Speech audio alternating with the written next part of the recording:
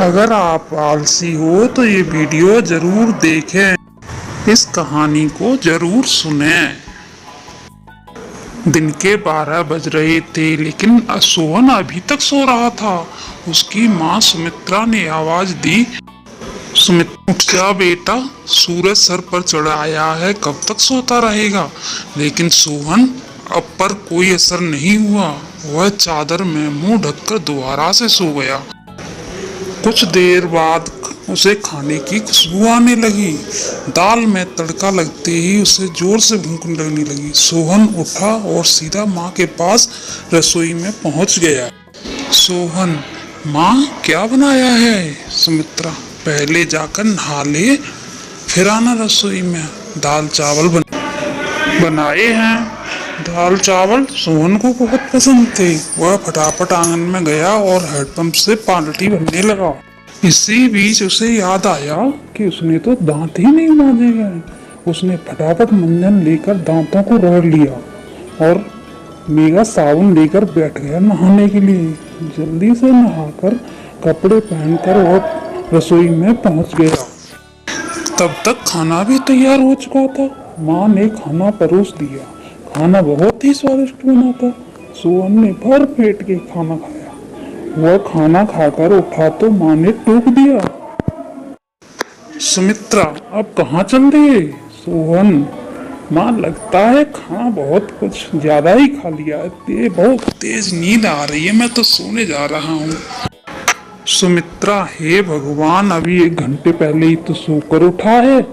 तुझे बस सारा दिन यही काम है, खाओ और सो जाओ, उठो खाओ सो जाओ। तुझे पता है तेरे पिता खेत में कितनी मेहनत करते हैं? हमें 2 वक्त की रोटी मिलती है। कुछ नहीं तो जाकर उनकी मदद ही कर दिया कर। उनके लिए खाना ले जा, मैं अभी तैयार कर रही हूँ। सोहन पर तो जैसे दुखों का पहाड़ टूट पड़ा। सोहन, माँ तुम्हें पता है इतनी धूप में पहले एक बार गया था खाना देने के लिए, आकर कितना बीमार पड़ गया था। तुम ही चली जाना, मैं तो सोने जा रहा हूँ। सुमित्रा को बहुत गुस्सा आया। इससे पहले वह कहती, सोहन तेजी से अपने कमरे में जाकर सो गया। सुमित्रा खाना लेकर खेत में पहुंची। कबीर दास बहुत मेहनत से खेत में जोत रहे थे। सुमित्रा, सुनो जी, पहले खाना खा लेते हैं। कबीर दास, अरे तुम इतनी धूप में क्यों परेशान होती हो? सोहन के हाथ खाना भेज देती।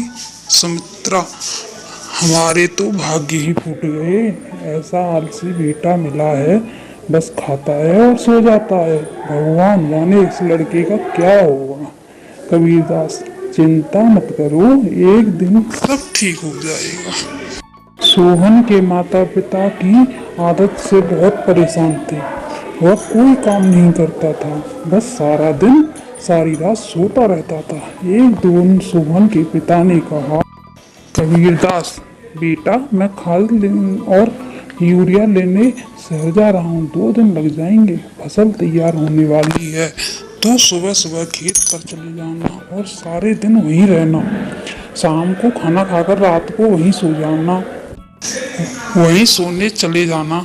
कहीं कोई जानवर खेत में न घुस जाए और हमारी फसल को नुकसान न पहुंचा दे। अब माँ को बोल दीजिए, कबीरदास नालायक, खेत की देखभाल आदमियों का काम होता है। अगर मुझे पता लगा तू खेत पर नहीं गया या फसल को नुकसान हो गया तो तेरी खैर नहीं। सोहन डर गया। वह पिता के जाने के बाद माँ से बोला, सोहन, माँ सुबह सुबह जगा देना नहीं, पता नहीं पिताजी क्या करे। सुमित्रा मोहन को सुबह 4 बजे जगा देती है। सोहन हाथ में फावड़ा लेकर खेत में पहुंच जाता है। वहां जाकर देखता है चारों ओर ठंडी हवा चल रही थी। वह एक पेड़ के नीचे बैठ जाता है। तभी उसे हल्की हल्की रोशनी नजर आती है। पूरा खेत लाल रोशनी से भर जाता है। सोहन ने यह सब पहली बार देखा था। वह आश्चर्य से सब देखता रहा। कुछ ही देर में सूरज उगने लगा। यह देखकर सोहन को बहुत आश्चर्य हुआ। कुछ ही देर में सभी गांव वाले खेत में काम करने आ गए। सब अपने अपने खेत में काम कर रहे थे। सोहन पेड़ के नीचे बैठा था। तभी उसके पास खेत से माधव काका आए। माधव काका, सोहन, मेरे खेत में पानी लग गया है, अब तू अपने खेत में पानी काट ले। सोहन, काका मुझे तो कुछ पता ही नहीं है, ये सब तो पिताजी ने कभी बताया ही नहीं। माधव काका, बेटा कभी पिता का खेत पर आया हो तो तुझे पता हो। माधव काका ने अपने बेटे को बुलाकर पानी सोहन के खेत में की ओर कर दिया। माधव काका, जब पूरा खेत भर जाए तो हमें बता देना। सोहन बैठकर देखता रहा, लेकिन सुबह जल्दी उठने के कारण उसे नींद आ गई। खेत में पानी बहुत ज्यादा भर। माधव काका दौड़ते हुए आए। माधव काका, नालायक, यहाँ सोने आया था, अपने ही पिता की सारी मेहनत बर्बाद कर दी, सारी फसल नष्ट हो गई। सोहन हड़बड़ा कर उठा, उसका खेत में पानी से लबालब हुआ भरा हुआ था। माधव काका ने जल्दी से पानी दूसरी ओर काटा, लेकिन तब तक सब बहुत देर हो चुकी थी, लगभग आधी से ज्यादा फसल खराब हो चुकी थी। सोहन, पिताजी मुझे माफ कर दीजिए, मेरा आलस ने इतना बड़ा नुकसान कर दिया, आप चाहे तो मुझे मार पीट लीजिए। कबीरदास, नहीं, तुझे मारने से क्या फसल ठीक हो जाएगी? वादा कर आज के बाद कभी आलस नहीं करेगा। चल घर चल, आओ वहीं बात करेंगे। दोनों घर आ जाते। सोहन की आंखों में अभी भी आंसू बह रहे थे। सुमित्रा ने उसे खाना दिया, लेकिन उसने नहीं खाया। वह अपनी कमरे में जाकर रोने लगा। सुमित्रा जी, अब क्या हुआ? आधी फसल तो बर्बाद हो गई। कबीरदास, सुमित्रा, कोई घाटे का सौदा नहीं है, आधी फसल देकर अगर सुधर गया है तो काफी है।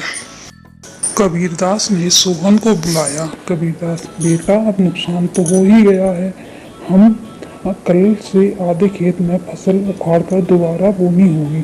सोहन, पिताजी आप बाकी खेत आधे खेत की फसल उखाड़ कर दोबारा बोनी होगी। सोहन, पिताजी आप बाकी आधे खेत में खाद यूरिया लगाकर आधे उसे काटने का इंतजाम कीजिए, मैं इस पर अकेले ही काम करना चाहता हूँ।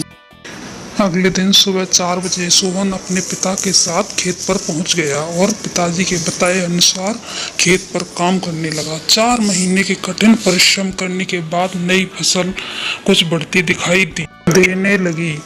सोहन अब एक कर्मठ और मेहनती इंसान बन चुका था। तो देखा आपने, आलस इंसान का सबसे बड़ा दुश्मन है। आलस कभी नहीं करना चाहिए, मेहनत करें और आगे बढ़ें। धन्यवाद।